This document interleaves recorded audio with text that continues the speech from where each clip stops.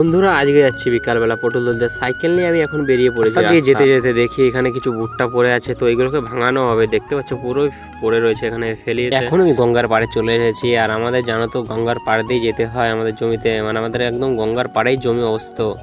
আর এদিকে দেখো বিকালের আবহাওয়াটা খুব সুন্দর ছিল।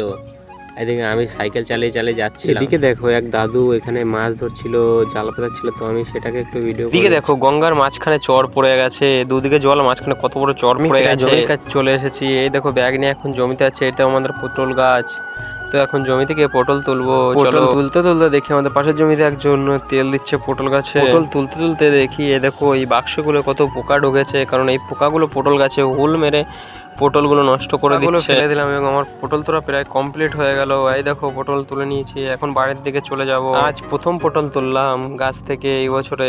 এখন ব্যাগ নিয়ে আমরা বাড়ি থেকে চলে যাচ্ছি। বন্ধুরা আজকের ভিডিওটা এই পর্যন্তই।